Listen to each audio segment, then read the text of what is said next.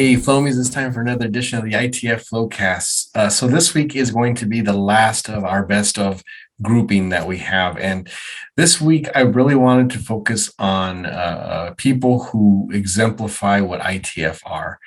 Just really nice guys, people who are strong businessmen, and just really do a good job of showing how we can both meld good business with positivity. So we're going to interview or listen to an interview with Jeff Likes that Feba Vandermeer did. And he's talking about a lot of his how they run their business, a lot of how their philosophy and training. But he's also, if you remember, he is the 2020 speed cleaning champion. So he's going to talk about his experience, and which is a lot of fun. We're also going to listen to Hazen Warlick. He is marketing director for ABC Window Cleaning. And he's got a really cool story coming out. He did not come in through window cleaning itself. He had to learn that as he went on, but he just talks a little bit about the philosophy that ABC Window Cleaning has towards helping their customers. It just really comes across as a genuine person. I think you're going to really enjoy that interview. And lastly, we're going to talk about Kyle Grimes. He's out of Clean Habits LLC out of Utah, and he is just a bundle of energy and positivity. And he's going to talk a little bit about how he views other, fellow window cleaners out there, the things that he does to make sure that he contributes to a positive atmosphere amongst time when there's a lot of negativity. So anyways, you're going to enjoy all three interviews. A little refreshing. And again, any of these, please go, if you find one that you really like, a little section, go back and listen to the whole interview. You're not going to regret it. So thanks again, Flowmies. And now we'll listen in on the first interview with Jeff Likes. I wanted to start off by saying we met each other. I want to say that maybe we met each other at the huge convention briefly, but it's not a clear memory to me. But then we definitely officially met at the IWCA convention in 2020. Yeah. So it was actually a little embarrassing on the way we actually met the first time. It was in the men's restroom. Like, we just bumped into each other and it's like, oh, hey, Feba, how's it going? I'm Jeff. And we're like, oh, yeah, it was just a quick little interaction. And I left and I was just like, that was probably the most awkward introduction I've ever had. So was the huge convention, that was in Atlanta, right? Or was that I think that was the Branson one. Branson. Yeah, Okay. because the Atlanta one was the first time I ever went to a convention, and I don't think I was part of Into the Flow yet on that, that one. That was 3 years ago, almost 3 years ago now. Gotcha. I'm actually losing track. So the first convention I went to Sarah and I went to, was in Louisiana, in Louisiana. And then we went to the Atlanta one, and then we went to the Branson convention, all of which were great experiences. I don't think we would have, it was kind of an interesting experience, just allowing ourselves to give ourselves permission to do that, because you're like, it's going to cost money. We're going to be actually separating ourselves from the business. It was kind of scary. So, but yeah, I remember. And then, so we officially met at the 2020 IWCA convention, which was a great convention where you won the speed contest. I did. I think you caught everyone by surprise because you were training, you were up there and he was training us. Jeremiah Hickey was training on how to be. I was like, he looks pretty good. He looks pretty fast, but I think I could probably beat him. And then on the day that we did the final, you just flipped a switch. I surprised myself. I had no idea. That first round, I felt like I did okay. Well, first off, the first time I ever did it was last year at the IWCA, and Megan, my wife, she signed me up and didn't tell me about it. And it's like, oh, by the way, you're doing the speed competition. I was like, no. And then she didn't even stay for the convention. She signed me up and left. What? And I was like, okay, I'm by myself. I don't know anybody. And that was the year Jeremiah won. And I did horrible. It was embarrassing. I think there wasn't that many contestants, but I placed down at the bottom. But this year, I signed Megan up since they opened it up to the women, and I was just like, "Yep, you're going to do it this year. You have no choice. You're going to try it." And at her office, she actually has like 3 little windows, and she's like, "Well, you got to teach me how to do it." And I was like, "I got to teach myself." And over the years, like I've always practiced it. My buddy who got me into this, like we'd always play around and try to do the speed competition on sliding glass doors and stuff, but never thought I'd actually compete in it. But she has 3 little windows, and I was like, all right, this would be perfect. So I kind of got the basic idea of, how to do it pretty quickly and not embarrass myself this year. And when I did my practice rounds, I was like, okay, this is pretty good. At least I'll make it somewhere. And there's some really good people there. Clayton, who's with Fish Window Cleaning, he won it 2 years ago, and when I saw him, I was like, last year I was just like, oh, there's no way I could do this. This is embarrassing. And when I saw him this year, I think he did it like 12 seconds flat, and I was like, yeah, no, it's over. It did after the first round. Megan just told me, she's like, you got this. All you got to do is just think fast. And so I went up, and, everything kind of goes blank behind you, and you're just focused on those 3 windows. And as I was going, I was like, okay, I'm going pretty fast. And then I just hear everybody behind me just cheering. And I was just like, okay, I think I did a little better. And I was like, that's still probably didn't cut it. And then when all this is done, everyone's like, yep, you won. I was like, oh, wow, cool. It was a smooth run. I remember watching the videos. Like, I'm trying to remember exactly why I did not watch all the contestants, but I remember doing the first run and then the second run, and then Sarah and I wanted to go and check out some booths or something like that. And but I saw the video, and it was super smooth. Did you actually build a replica to train on, or? Not yet. I did actually just receive 3 panes of glass, so I have those. The length of my shed is perfect, I think, so I could place them up on those. I'm just trying to figure out how to build frames. That's something I've never tried to do before, so I think I'm gonna go to a fabricator and see if they could get me something built. So I kind of want it to be somewhat identical and close to the competition standards, and I just think it's going to be fun for all my team members to play around with it and have them train and possibly take them to the convention and have them compete in it. So since that speed competition, I mean, so first of all, you and Megan seem like such a power couple. Like you two have, I mean, you're such an influence, and you're so supportive and helpful in the industry. And I was just curious to know how, after winning that, how have you used, because Jeremiah, when he talks about he said, hey, Fella, you're thinking about this too much. Just go and have fun. He says, don't even try to win. He says, give it your best shot, because it's really not so much about the winning. It's about what it can do for your business. It's great marketing.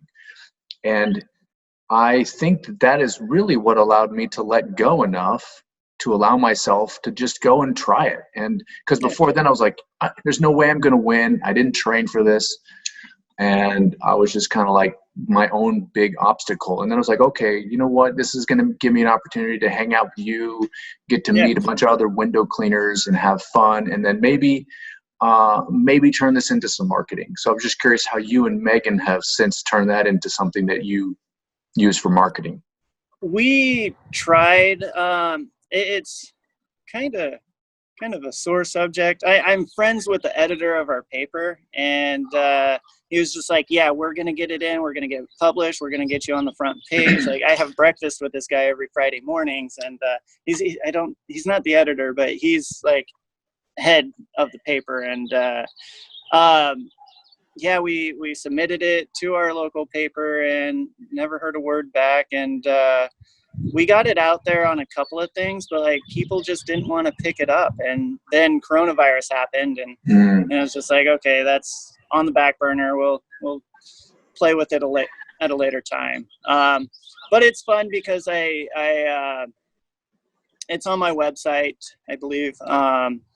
All the new hires I do, I show them the video and tell them like, hey, it's cool. You get to work for one of the world's fastest window cleaners. You get to get trained by that person, and we're trying to market it other ways, and hopefully later down the road it will come back again. But the coronavirus just kind of put a stop to a lot of things. You know, it seems like the convention was years ago, doesn't it? Like, yeah. We met, it was the same year, and then all this stuff started happening and coronavirus hit, and it honestly feels like it's been years since I've seen you.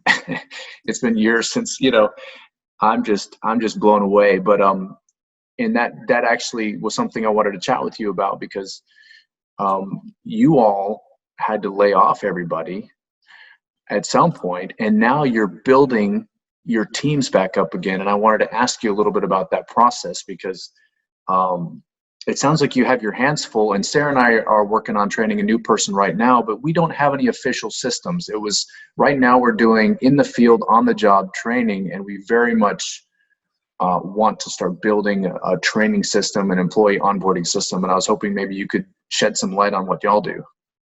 Yeah. So there's that age-old question that everybody asks you, like, if you could start your business over again, what would you do differently? And you know, that's kind of what the coronavirus did. It gave us a chance to start completely over. So you know, the employees that I had, it was sad that I had to lay them off. It was a very sad day. I think I actually did cry, but you know, a few of the employees I wasn't too happy with or thrilled about. So it gave me a chance to kind of weed them out. And I went solo by myself for a couple of weeks, but then things started picking up again. So I brought back 2 other employees that I actually wanted to keep, and they came right back. But that time, it gave me all this time to really focus on my systems. Megan's been, I think, over a year now, has been trying to get me to build up this training program.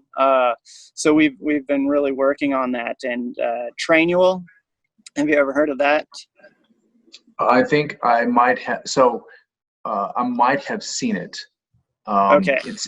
So, but I don't know that much about it. Trainual? Trainual. Yeah, it's this web platform. It gives you the whole entire platform of creating a whole entire training program.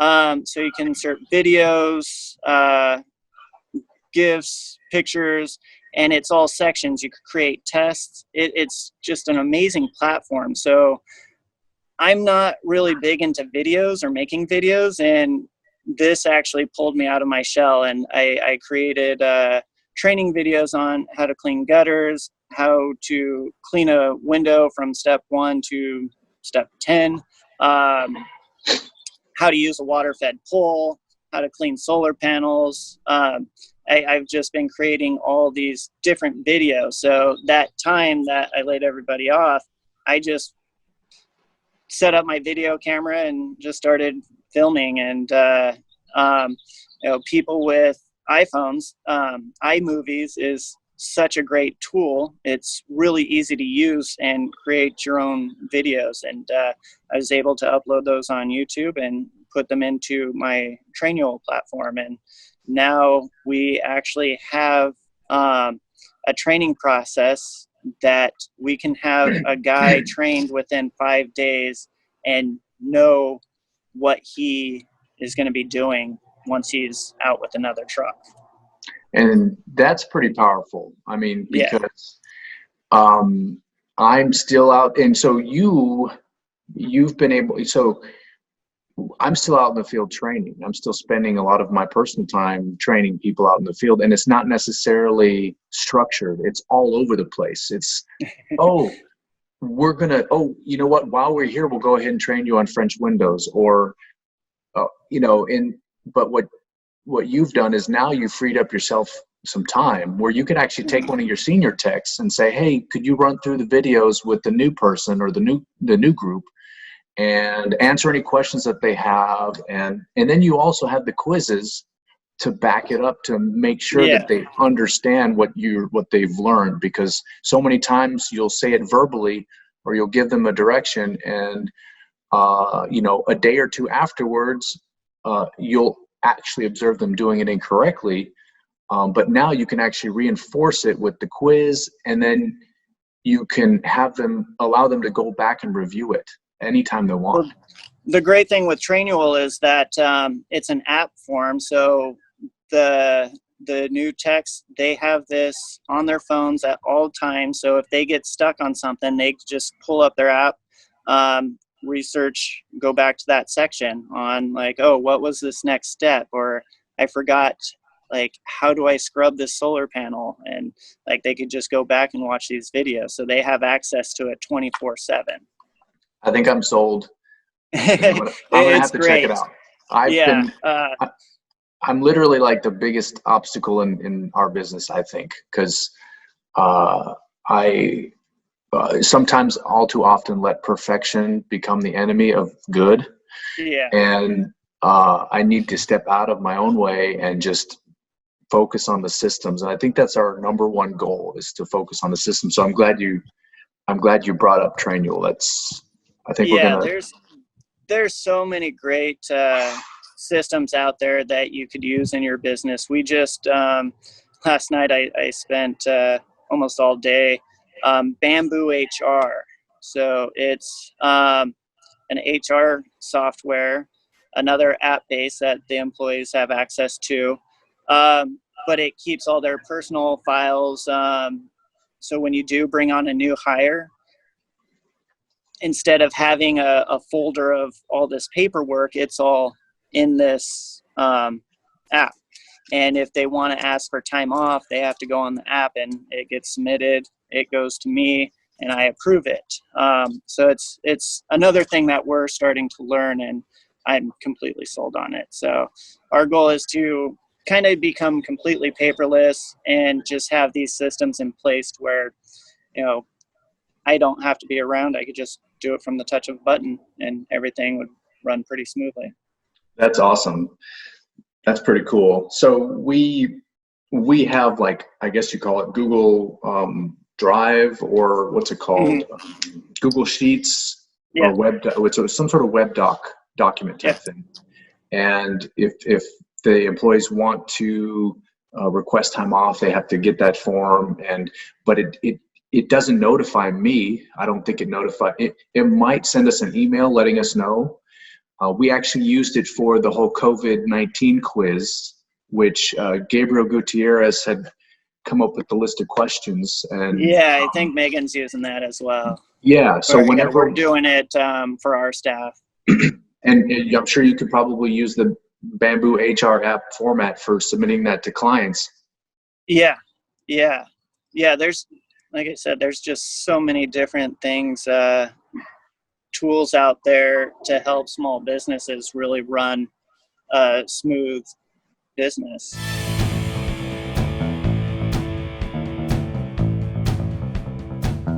But yeah, we just wanted to get to know you a little better. I mean, most of us window cleaners are familiar with ABC Window Clean Supply. We've ordered from you one time or another.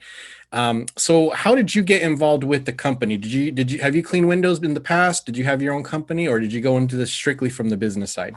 Nope, I came in strictly from the business side, and it's kind of a really weird story. So I actually went to UNC Charlotte, and I got my bachelor's degree. I was pre-med biology on a dental pathway. So I was going to be a dentist. My grandfather was my best friend, my mentor. He was my hero. He passed away a couple of years ago at 95, but he was a dentist. I wanted to follow in his footsteps and realized pretty quickly once I got into the profession, got into people's mouths, that I didn't want to be a dentist. I wanted to be him. So I got out and I said, all right, well, I have to start paying off my student loans now. So I got onto Craigslist and I found this job for a warehouse position at ABC in Charlotte right after they opened. So I went in and I got my interview, I got the job, and they started training me intensely from day one. I mean, pulling, packing, receiving orders, memorizing thousands of product codes. And I couldn't figure out why they were training me so intensely, but it's because every one of our employees, they want everyone to know every facet of the business, to really be able to understand everything about this industry and how to help customers. So the second weekend, I walk into the door, they hand me a T-bar, As I was going to ask, and a bucket, and they said, all right, you got to cut your teeth, wash the front windows. So they make every single person learn how to do it. Before you sell high-rise gear, you're hanging from the rafters, making sure you know exactly what you're talking about. I mean, it's not only a safety thing, it's a customer service thing. Sure. And you really you have to know these products. But I worked in the warehouse in Charlotte for about a year. And they just said, all right, well, we're going to transition you into the office, onto the phones, train you on our order software. And about a year and a half into my career with ABC, I moved a couple hours away and I started working remotely for them doing sales. So I started out small, doing Charlotte, Raleigh, the big cities in North Carolina, and branched out into the Southeast, the rest of the East Coast, and farther and farther along. And eventually I became the business development manager I traveled all around the US and Canada, and I really, really like it. It's a good mix of being in my office, doing all the mundane stuff every single day, and then getting out and getting to meet our customers face to face, doing trade shows, conventions. And that's really my passion. I love people. I love dealing with people, and I love working for ABC. Great company. They take care of our customers just as well as they take care of the employees. I have an immense amount of respect for everyone I work for and with. So we're a really close-knit, small family, and yeah. Nice. That's awesome. Yeah, I really like that. You definitely can tell it's got kind of a small family feel, to it. Of course, I order from a lot of vendors, but I do like to give you guys as much business as I can, for sure, mainly because of the customer service, and I feel taken care of, and there's a few other vendors who do that pretty well, pretty good, but I do feel just with ABC, it's like you said, that family feel, just in the communications with us, it's professional, but yet you can tell you guys are trying to form a relationship, which I appreciate that, because that's how I run my business. When I'm talking with my clients, I'm not just relaying information or telling them we're going to be here and this is how much it's going to cost.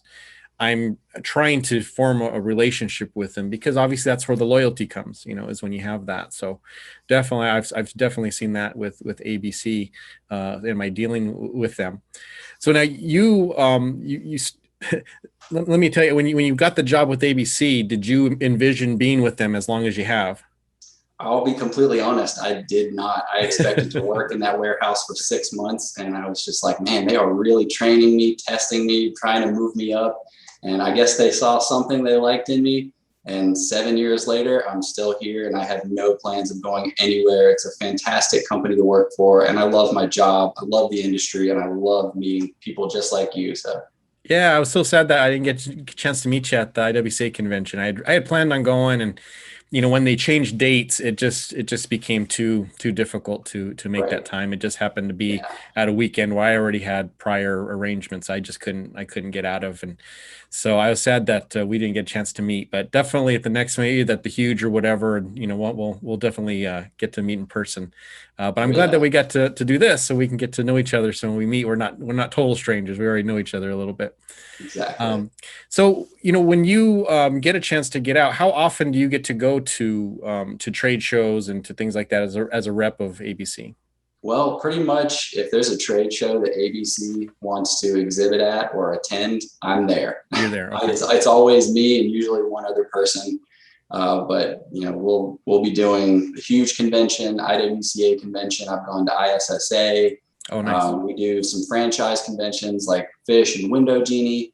But before COVID hit, I usually got out, I'd say about twice a month, and I would try to hop around, and if one of our customers needed help with this or that, I would try to accommodate them to my schedule. But yeah, I miss it, and I'm really looking forward to back on the road Yeah. ASAP. I'm trying to get my vaccine and get back out there and be safe and, do what I love again. Nice. Yeah, I got my, I'm all vaxxed up now. So I'm kind of anxious to get back in and start talking to people again in a safe way, but it's definitely, I don't know if we're gonna know how to act around other people. I think about that. I mean, Yeah. I have a little bit of practice because obviously when we're in the field and we talk to our customers, we're having a little bit of interaction. But I've so trained myself when I go shopping that I'm in and out, I go get my stuff and I'm out. And it's like, with the network, with the conventions and things like that, you're there and you're meant to mingle, you're meant to talk. And I don't know if I have practice doing that anymore. I don't know if I know how to mingle. Yeah, it had been so long since I'd been to a trade show. And over the past year, the last trip I took was the IWCA show in 2020. Uh-huh. And after that, the bottom fell out of everything. Right. And I was really excited to be back this year, and I was really happy with the turnout. And it's what I love. How many were there, by the way? I kept forgetting to ask the Flowmies who went. I want to say they had maybe around 160, maybe 150 to 200. Yeah, it's kind of hard to tell between attendees, exhibitors, mm-hmm. Other people that were there. But for what it was and how everything had to be, I thought it was great and really enjoyed it. Awesome. Very cool. And I thought they were really smart in that they put a lot of the stuff online, like on the video, they streamed it because you could pay to take the classes and stuff. But what they did was they opened, like, for instance, the speed cleaning, they opened that up to the public. They put that on YouTube. So we shared it like in the ITF, group and other parts of the convention that were not like, proprietary. They allowed others to see. And I thought that was really smart because so many of us couldn't go because of COVID or for other reasons, but we still could feel like we were a little part of it, So I thought that was really cool. Yeah. Yeah. I did a chemical presentation this year and they live streamed it. And I got a lot of really good feedback from people who viewed virtually, and they reached out and asked me about certain types of chemicals and how to use them. So I thought that was a great success. Yeah, it was very smart of them. I thought that was a really good move, and it kind of just kept it alive, instead of, because that's always the big worry when you have something like this happen, where it's not exactly what everything's kind of last minute, but it still kept the interest alive instead of it dying out and then the next convention suffering. I think that they were able to maintain, even those who didn't go, maintain interest in it, and because the previous one, were you at the previous one? I've been at the last 6. Yes. Okay. I think that was the best one that I've ever been to. That was the most liveliest. There was so much interaction. I probably talked to more people during that one than I ever had. So you hate to have that one, and then it goes into one that drags the enthusiasm down. But I think they were able to avoid it. So if nothing else, to peak interest for the next one. So I was really impressed with how Paul Collum and the rest of the IWCA board really got that thing together and made it such a good event. Those guys, IWCA has our back, and they made it happen. And I was honestly a little bit surprised that they did have it in person, but man, they made it work. And I was just so fortunate to be there. Very cool. Very cool. Well, now let's talk a little bit about the behind the scenes with a supplier company, because, like I mentioned before, we started the podcast, we're window cleaners. The majority of people who are going to listen to this podcast are going to be window cleaners, company owners. They're looking at it from their perspective, but we don't always see it from your perspective. So when you look out at us, what are you looking for? What are you looking at when you're trying to decide how to run your business?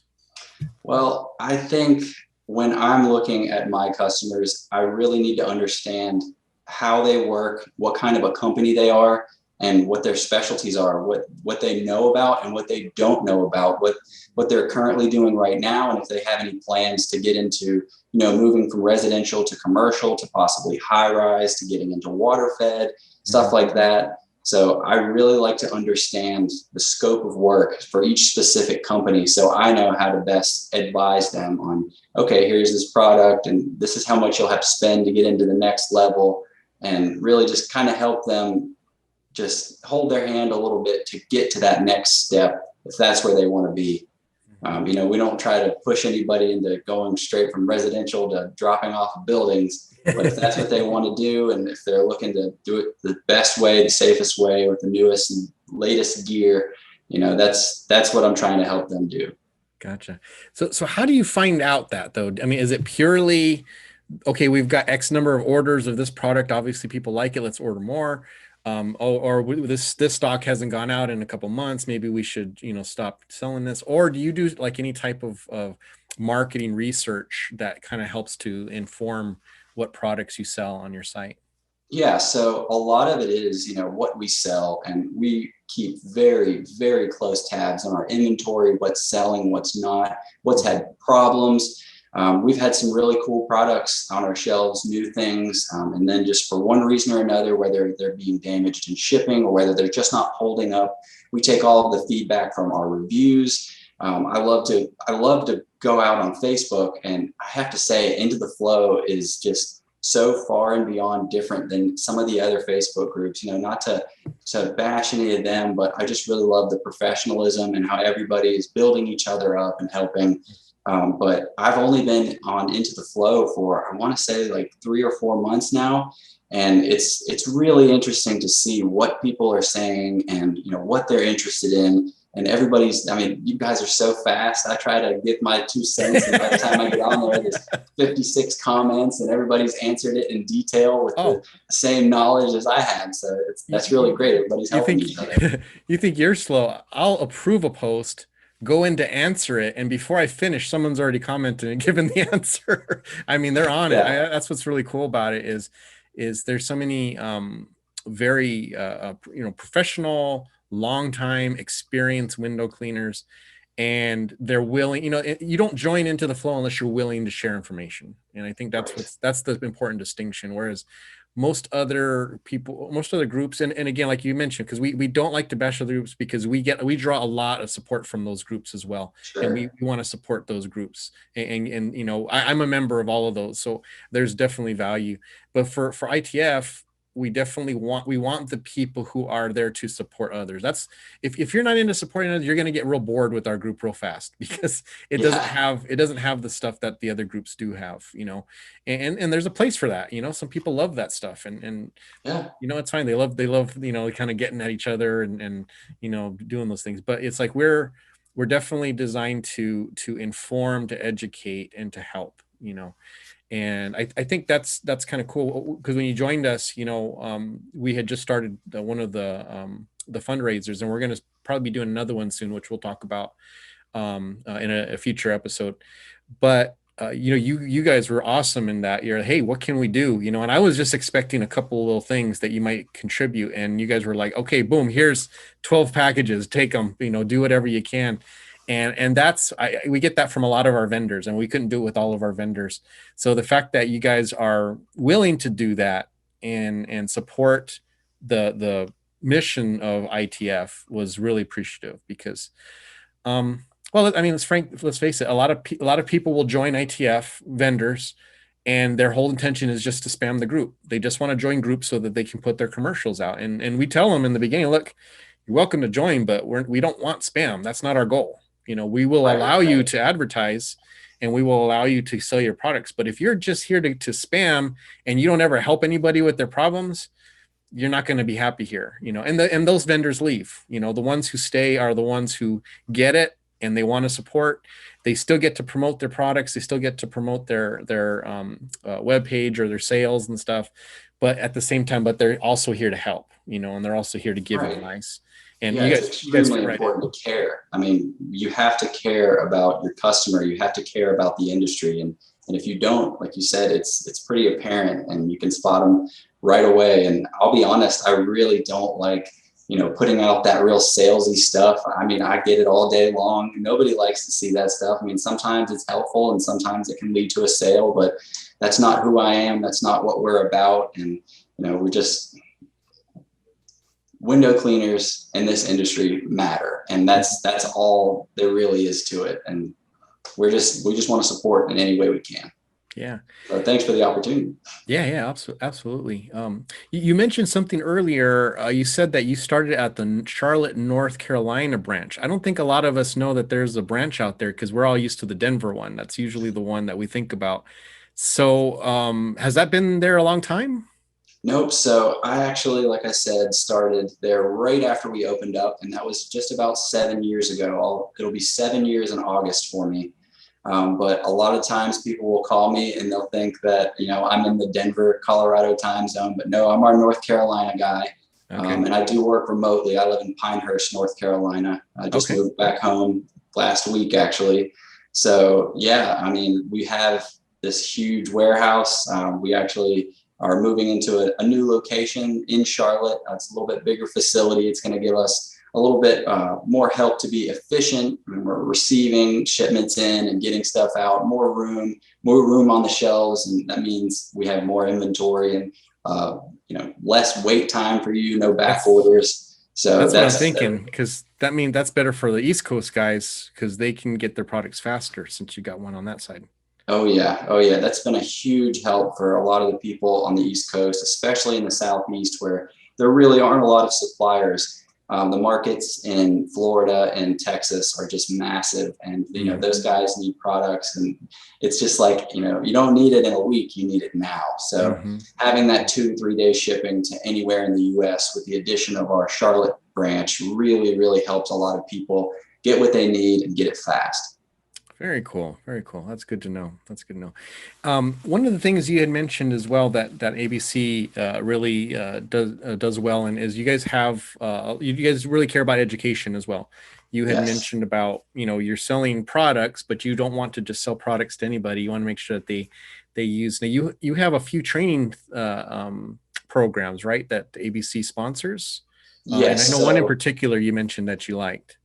Yes. So basically my creation, I got so much of a calling for people who just needed help with water fed, how to choose the best system and pole, what in the world to get into, DI versus multi-stage, how to maintain it, all that good stuff. And I said, all right, well, I'm going to start, a little document, and it just kept growing and growing and growing.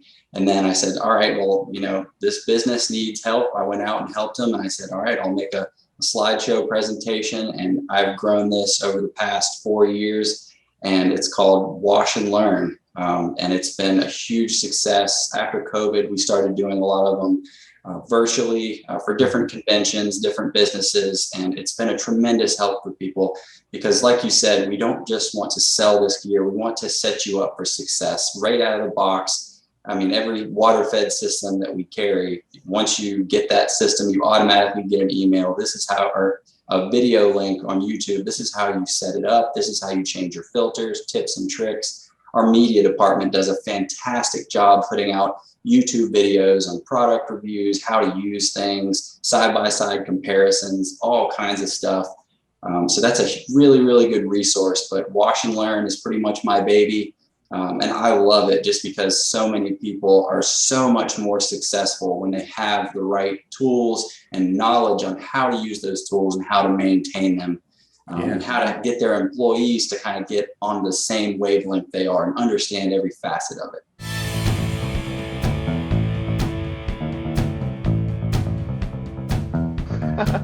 I think also it translates to our customers as well. I'm sure you're probably someone like me who has strong relationships with your clients, right? Absolutely. Yeah. Yeah. And you only get those if they see that you're a genuine person. One of the things I hate to see, and you see it a lot on these groups and stuff, is when people like they throw, oh, I made this much money on this job, and they're like, oh, I'm making this much per hour, and because that means that they're only seeing their customers as dollar signs. Well, that's what they're seeing them as a customer, not a client. Yeah. And that's what I said. I've said it before. I don't want customers, man. Anybody can have customers. I want clients, because for me, like a big part, if you followed me or seen things along my journey, is, and my big thing is education. I want my customers to know, hey, I just said it. I want my customers to know things, but I want my clients to know things. I want them to be, when they're like, oh, well, why are you doing this? Or when they're like, hey, you know what, let's not worry about the hard water on that basement window. And I'm like, that's fine. I'm just going to take care of that window for you. And for me as an owner operator, much less as a professional in my industry, I want you to have the best care of your windows. But also, if you have a friend, a neighbor, relative, whatever, someone comes by and they're thinking about getting their windows done, and they're like, oh man, who cleaned your windows? Oh, Queen Habits did. And they go wash their hands and they see that one terrible window. That doesn't benefit anyone, right? And so, but also on top of that, it's like, I want to do those little things and share with the customer. Hey, you know what? I'm going to go ahead and take care of this for you, and this is why. And this is going to be the benefit or the value add. Or, hey, you know what? Like my big one, like to all my customers, if they want exterior only, which obviously this year I understand more so than most, but I want to share with them, hey, you know what? You get that stubborn stuff that splashes up above your kitchen sink window, grab a magic eraser, get some water and dish soap, and then the microfiber towel. Don't use a paper towel. Just like little things. I want them to be able to win with me because I'm not going to be there all the time, and they might have like, you know, that one thing. And I always joke, like, people, if they hear that and they've never had their windows cleaned, they might laugh. But once you know, you know. And if you don't know, you don't know, you don't know. So again, I like to just empower people, whether they're my competitors, which is just our fellow window cleaners, whether it's the clients, even if it's a one-off customer. I want them, even if I don't wash their windows again, I want them to know why they should do it, even if it's on their own with someone else, because I want them to be able to enjoy and appreciate what it is. Yeah, I just had a customer, and we have a little community south of Tucson, and it's like a retirement community. It's really hard. It's tough. It's a tough area because there's a lot of window cleaners down there. A lot of them are very low priced. Our prices like seem astronomical to the residents there. So we have a lot of work there, but you know, when we get a new customer, they usually have a sticker shock when they find out our prices, you know. So we had this one lady, and she hadn't used us before, and she was like, "Wow, that's a lot of money." And we're like, "Well, you know, this is why we charge. You know, we're professional. We can go down the list, you know." So she hires us, and I went there. I was by myself for some reason. I can't remember why. Usually I have one other person with me, but I show up, and she's like, "Oh, you're by yourself?" And I said, yeah. She's like, okay, well, I hope you can get it done in time, you know, because I got to get out of here by the time. I'm like, well, yeah, well, I'll take care of it. So I get there, boom, I go around the house, I do it. And then by the water hose, there was a window above it. And like you said, there was some little bit of hard water, nothing too terrible, you know, because I do charge extra for hard water removal, but it wasn't anything terrible. So I pulled out some miracle scrub, and I had a steel wool, and just worked on it for about 10 minutes, and I got it off, you know, I took care of it. So I finished.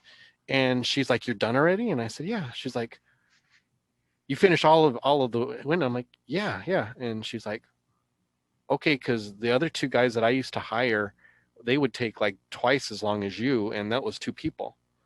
And I'm like, "Oh, well, I don't. I mean, if you want to inspect and make sure," I said, "but I got all the windows." And she's like, "Okay." And she's like, "Well, would you mind if I just take a walk around?" I'm like, "Sure, no." So I'm, on my phone. She walks around, and she comes back, and she's like, "You got the hard water spots off of that window." And I said, "Oh yeah, I saw that there." And I just figured I'd just take care of it since this is my first time servicing you. And it was just one little spot. And she's like, "The other guys said that, they couldn't get it off because it was etched into the window." And I said, "Well, there is some hard water that you do. It takes a lot more work." I said, "But it wasn't to that degree, and I knew I was going to be able to take it off." And she was like, "Okay, well, now I see why you charge more than what the other guys do. You're totally worth it." She's like, "You got a customer for life," but it was just the care. She saw that I cared about what the product was I was giving her, and that's what I always try to tell my employees, is, we are charging a lot of money for some of these people. So we need to make sure that they believe our job is worth it. And the only way it's worth it is if we view them as it's a relationship, not as opposed to them just being customers that we're trying to get money out of them. Right. They see that, if they see we care about what they want, then they're going to be willing to pay the amount that we're asking, because now they understand the value of that. We don't want the people who are looking for the coupon deals. We want the people who are paying for the quality. There's someone that'll take care of that, and that's fine. Yeah. Because I have similar areas where there's people that, to me, it's like, it shocks me sometimes how little people charge. And, I'll get, maybe 2-3 times a month. I'm like, "Oh my gosh, you're expensive." And I'll smile, "Okay, compared to what?"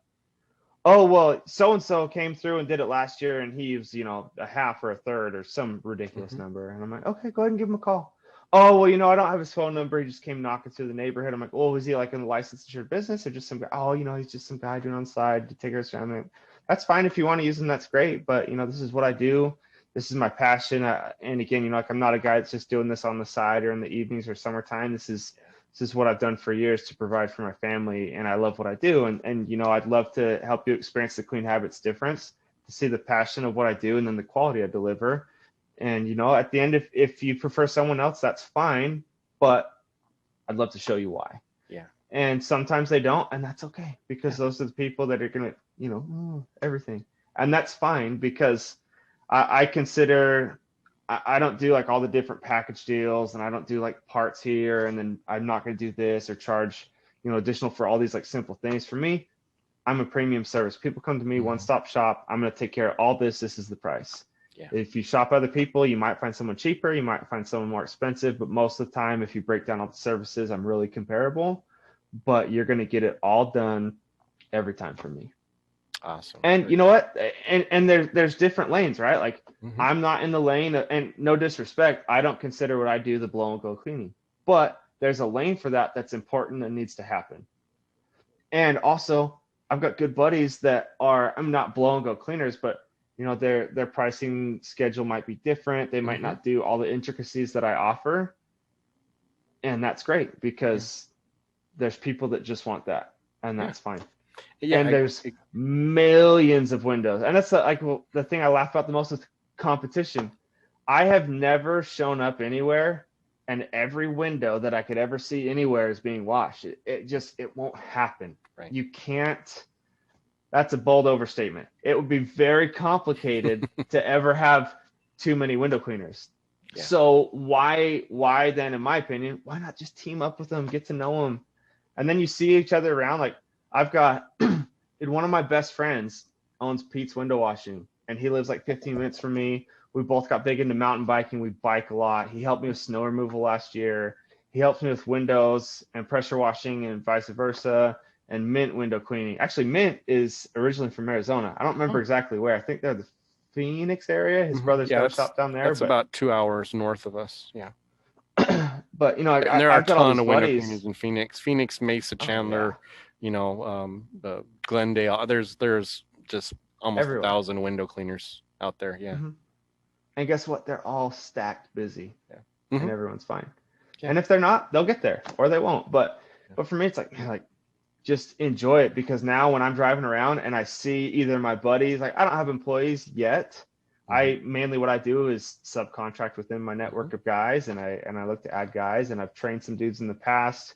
One of my absolute best friends actually was working a very sad dead-end job for his experience and his scholastic achievements and having a family. And I had him working with me on the side after his day job. And again, so we're down in Lehigh, so we're like right between Salt Lake and Provo. But essentially we were living like 15 minutes south of Salt Lake City at the time. And I had him washing windows with me, and they ended up moving to Oceanside, like San Diego area. And he was trying to figure out how to line up job interviews, and he was stressed out about these things. And I'm like, bro, like, that's great. Do all your interviews, line all those up.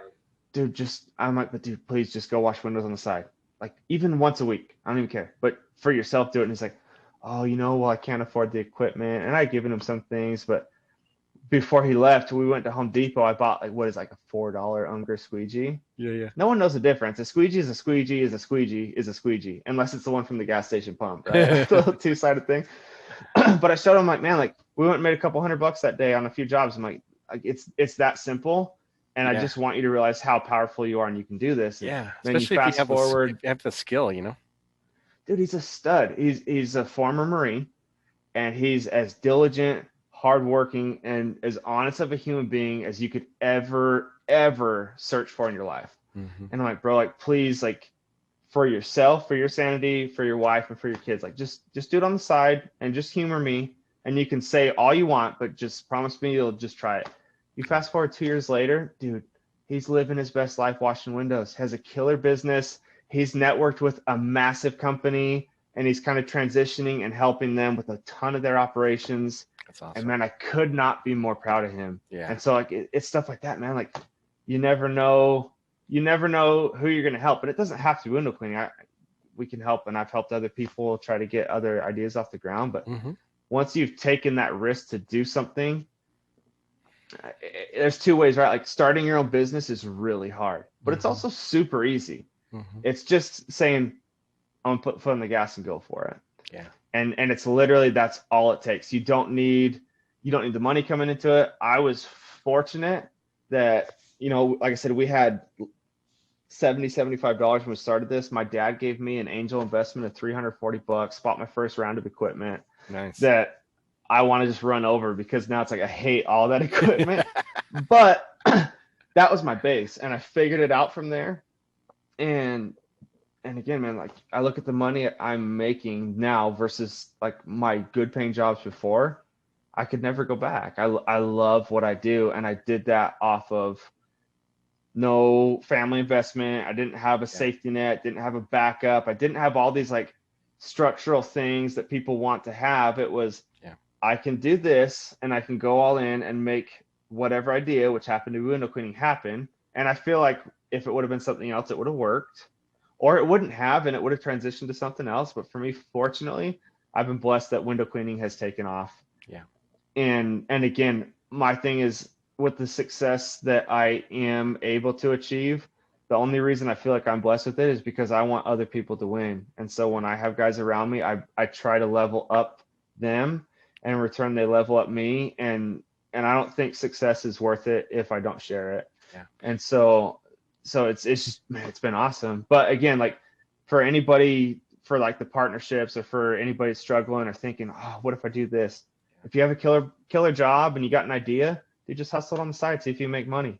Yeah. And if it's making money, see if you can supplement and transition. But just take that little risk, which could be really scary. Man, have you ever been happier than working for yourself with something that you cared about? No. And it was probably scary as crap when you got started 20 years ago, Yeah. or intimidating or whatever.